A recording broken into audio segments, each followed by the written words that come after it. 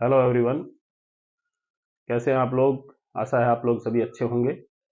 आज हम जो chapter 1 class 10 chemical reactions and equations में ही एक्सोथर्मिक और एंडोथर्मिक रिएक्शन के बारे में पढ़ेंगे, जो कि हमने पिछले टाइप्स ऑफ केमिकल रिएक्शन वाले वीडियो में बीच में छोड़ दिया था, ताकि टाइप्स ऑफ केमिकल रिएक्शंस का जो कंटिन्यूएशन था उसमें कोई डाइवर्जन ना हो। तो स्टार्ट करते हैं हम। सबसे पहले बात करते हैं exothermic reactions.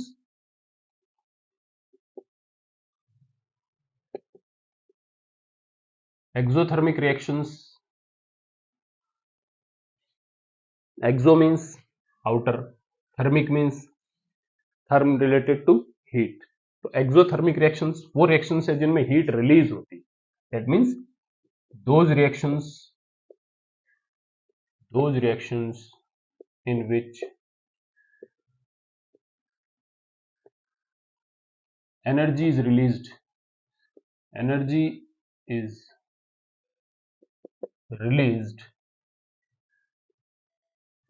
in the form of heat are called exothermic reactions.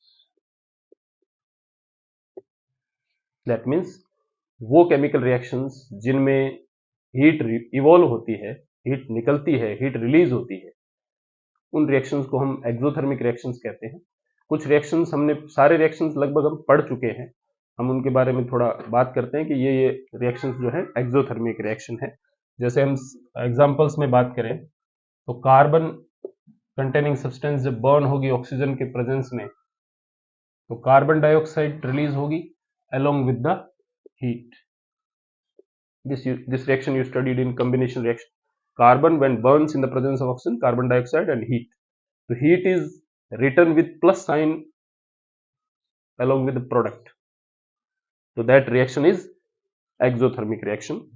ऐसे ही आपने एक रिएक्शन पढ़ा, जिंक प्लस सल्फ्यूरिक एसिड, यानी कोई मेटल जो है हाइड्रोजन से रिएक्टिव मेटल्स, वो जब सल्फ्यूरिक एसिड या हाइड्रोक्लोरिक एसिड किसी भी एसिड के साथ रिएक्ट करते हैं तो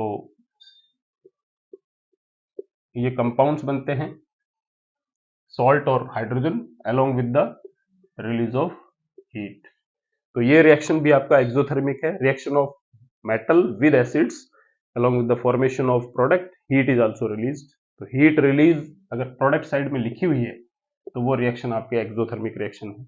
ऐसे ही आप न्यूट्रलाइजेशन रिएक्शन जो पढ़ते हैं, एसिड और बेस जब एक दूसरे के साथ कंबाइन करते हैं, देन आल्सो जैसे HCl and sodium hydroxide, this reaction also you studied in the earlier classes and now also. So this reaction, in this reaction NaCl and water are formed along with the release of heat. So neutralization reaction है, they are also example of exothermic reaction. ठीक है, जब hydrochloric acid या कोई भी acid और base जब react करते हैं तो न्यूट्रलाइजेशन रिएक्शन में सॉल्ट, वाटर और हीट प्रोड्यूस होती है। तो ये जो रिएक्शंस हैं ये भी आपका एक्सोथर्मिक रिएक्शन हो गया। ऐसे ही अगर बर्निंग तो चाहे किसी की भी हो, कार्बन की है, कोई और सब्सटेंस, जैसे हम मीथेन की कंबशन की बात कर रहे हैं, मीथेन जब बर्न होगा ऑक्सीजन के प्रेजेंस में तो क्या बनाएगा? Carbon dioxide and water along with the formation production of heat. तो मीथेन जब बर्न होगा, मीथेन आपका जो सिलेंडर्स वगैरह में, यानी एक तरह से फ्यूल की फॉर्म में यूज होते हैं ये हाइड्रोकार्बन, तो कार्बन डाइऑक्साइड और वाटर के साथ हीट रिलीज करते हैं। ठीक है, तो ये भी आपका एक्सोथर्मिक रिएक्शन हो रहा है। ऐसे ही एक बायोलॉजिकल लाइफ प्रोसेसेस में भी एक रिएक्शन बहुत इंपॉर्टेंट है जो कि एक्सोथर्मिक है, जैसे रेस्पिरेशन। तो उसकी एक बार हम रिएक्शन लिख लेते हैं, उसके बाद उसके बारे में डिस्कस करते हैं। रेस्पिरेशन में क्या होता है? रेस्पिरेशन से पहले अगर हम बात करें तो why respiration is required, I think you all know, energy is needed for various life processes, various life activities. हमारी जो लाइफ एक्टिविटीज हैं, लाइफ प्रोसेसेस हैं, उनको रन करने के लिए, जैसे डाइजेशन है, हमारा जो लोकोमोशन है, तो कोई भी आपके प्रोसेसेस हैं उनको रन करने के लिए, हमारी बॉडी के इंटरनल ऑर्गन की फंक्शनिंग के लिए एनर्जी की रिक्वायरमेंट है। और यू कैन से जो एनिमल्स हैं या ह्यूमन है, कोई भी ऑर्गेनिज्म है उनको अलाइव रहने के लिए, जिंदा रहने के लिए एनर्जी की रिक्वायरमेंट, और that energy is released by the respiration process. होता क्या है, फूड इज टेकन, फूड लिया गया, खाया गया एनिमल द्वारा, that is digested, broken down into simpler substances. Suppose हम कार्बोहाइड्रेट की बात करें तो carbohydrate is broken down into glucose, that glucose reaches along with the blood bye absorption from the small intestine. जो स्मॉल इंटेस्टाइन है वो digested food को absorb करता है और ब्लड में मिक्स करता है, ब्लड से ये सारे सेल्स तक पहुंचता है। उसके बाद वहां पर ऑक्सीजन और चाहिए, है ना, जो भी कंबशन है वो भी एक तरह से, तो ऑक्सीजन आपकी लंग्स में जो ब्लड होगा ऑक्सीजनेटेड होता है, फिर वो हार्ट के पास जाता है and heart distributed to the whole body. तो again the blood transport digested food in the form of glucose और oxygen from lungs to all body parts.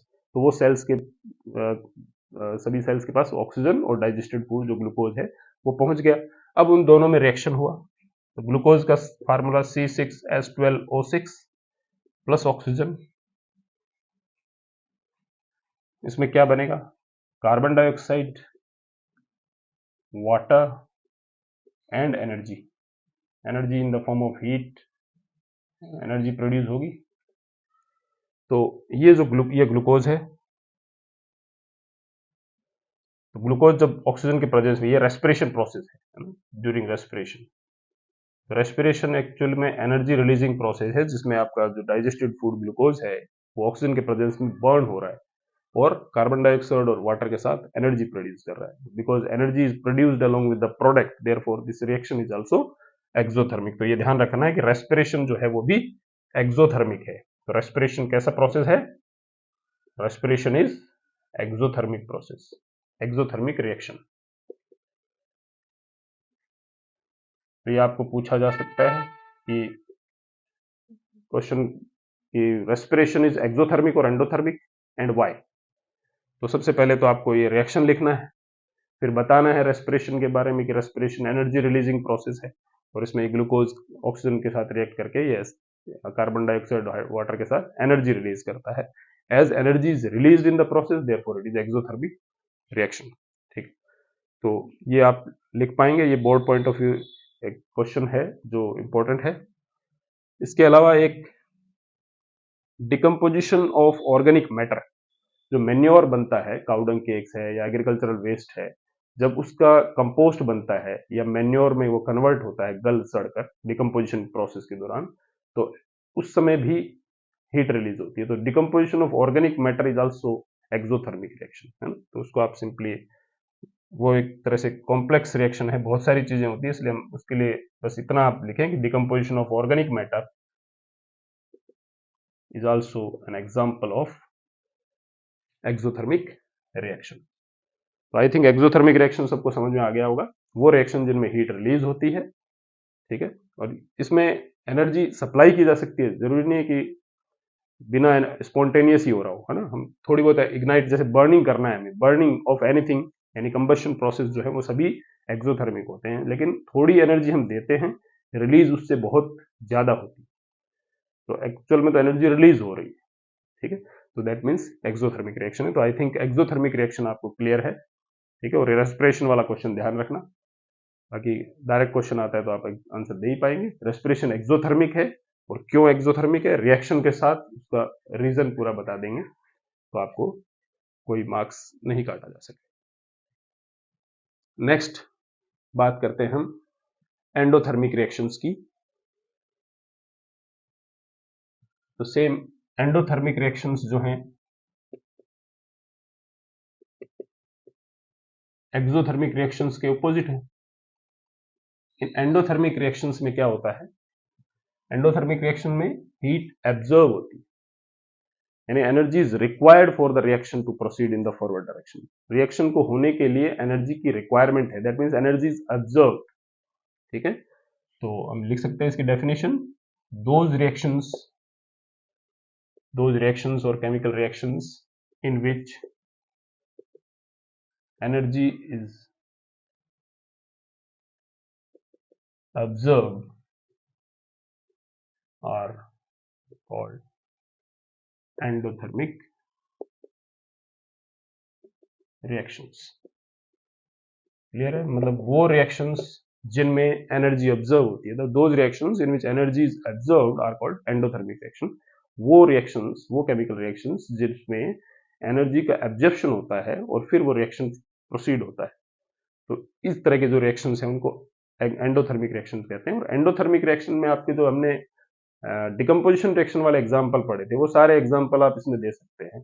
ठीक है, तो जैसे एग्जाम्पल इसमें सबसे इंपॉर्टेंट एग्जाम्पल वैसे फोटोसिंथेसिस का है। तो फोटोसिंथेसिस वाला एग्जाम्पल लेते हैं हम। फोटोसिंथेसिस प्रोसेस में क्या होता है, कार्बन डाइऑक्साइड, वाटर, ये प्लांट ऑब्जर्व करता है, और सनलाइट, यहाँ पर जो एनर्जी है वो किसकी फॉर्म में, सनलाइट। तो वाट जो प्लांट है वो कार्बन डाइऑक्साइड एटमॉस्फेयर से लेता है, वाटर ग्राउंड से लेता है, और सनलाइट सन से मिल रही है उसको, यानी एनर्जी की जो फॉर्म है वो सनलाइट है यहाँ पर।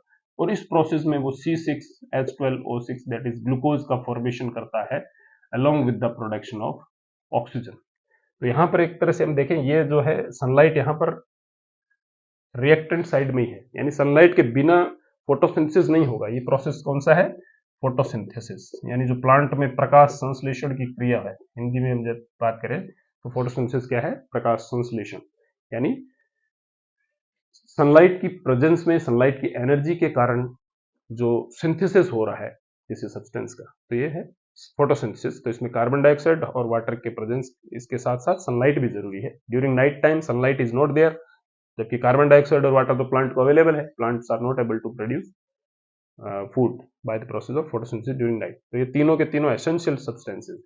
तो सनलाइट इज रिक्वायर्ड, यानी कि ये यहाँ हम लिख रहे हैं, बल्कि इसके रिएक्शन की एक कंडीशन है ना। तो ये रिएक्टेंट साइड में, यानी energy is observed in the form of sunlight in the process of photosynthesis. तो फोटोसिंथेसिस के बारे में भी अब जैसे क्वेश्चन, डायरेक्ट क्वेश्चन तो आएगा तो एग्जांपल ये लिखा जा सकता है, और भी बहुत सारे भी मैं बात करता हूँ। लेकिन इसमें अगर पूछा जाए कि photosynthesis endothermic and exothermic and why, तो आपको पहले तो ये बताना है कि दिस इज एंडोथर्मिक रिएक्शन और एंडोथर्मिक प्रोसेस। इसके बाद इसकी ये स्टेट जो आपका रिएक्शन है वो रिएक्शन लिख देना है, और रिएक्शन में आपको फिर बताना है कि energy is absorbed in the reaction and in the form of sunlight, जिससे कि फूड का सिंथेसिस होता है। तो energy is absorbed therefore the reaction is endothermic. ठीक है, ऐसे हमने बहुत कुछ एग्जांपल्स पढ़े थे थर्मल डिकम्पोजिशन वाले रिएक्शंस।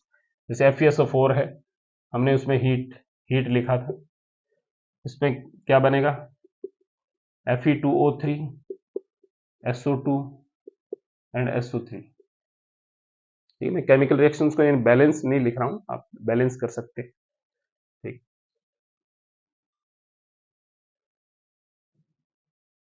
ऑक्सीजन 6 12। ठीक है, नाउ इट इज बैलेंस्ड। और here also when you write 2 here, तो it is balanced. 2 sulphur, 2 Fe, O8 3 3 6 2 1, so that means balance. So this reaction is, energy is absorbed in the form of heat. Ferrous sulphate जो है, iron sulphate है, वो heat को एब्जर्व करता है और reaction में ये प्रोडक्ट बनते हैं। तो ये भी आपका हीट, क्योंकि एब्जर्व हुई है, एनर्जी एब्जर्व हुई इन the form of heat, therefore reaction is endothermic. फिर है same calcium carbonate. Calcium carbonate को भी आप हीट करोगे, यानी एनर्जी हम यहाँ पर भी ये क्या, कैल्शियम कार्बोनेट हीट एब्जर्व करेगा हीट की फॉर्म में, और फिर वो कैल्शियम ऑक्साइड और कार्बन डाइऑक्साइड की फॉर्म में टूटेगा। तो again the reaction, and lead nitrate PbNO3 twice, again इसको भी आप हीट करेंगे तो आपको प्रोडक्ट मिलेंगे, lead oxide, nitrogen dioxide and oxygen. तो इसमें भी आप देखें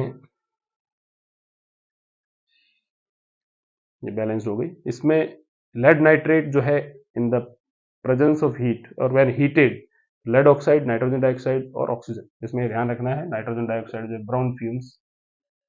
ब्राउन फ्यूम्स की फॉर्म में निकलता है। तो ये रिएक्शन भी आपका क्या है, एंडोथर्मिक है, क्योंकि इनमें एनर्जी हीट की फॉर्म में एब्जॉर्ब हो रही है। ठीक, इसी तरह आप वाटर का इलेक्ट्रोलाइसिस है, उसका भी एग्जांपल लिख सकते हैं।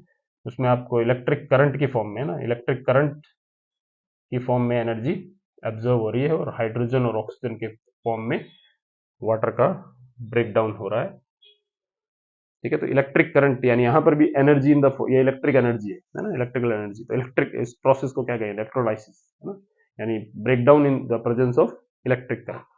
तो ये भी आपका क्या है, एनर्जी एब्जॉर्व कर रहा है और तब ये रिएक्शन हो रहा है। That means this is also example. Again photolysis वाले एग्जांपल भी इसमें लिखे जा सकते हैं। AgCl ब्रोकन डाउन इनटू, ये फोटोलाइसिस यानी सनलाइट, यहाँ पर भी सनलाइट की रिक्वायरमेंट है। सनलाइट के प्रेजेंस में सिल्वर और क्लोरीन का फॉर्मेशन हो जाएगा, और ऐसे ही सिल्वर ब्रोमाइड सेम, सनलाइट के प्रेजेंस में ये सिल्वर और ब्रोमीन,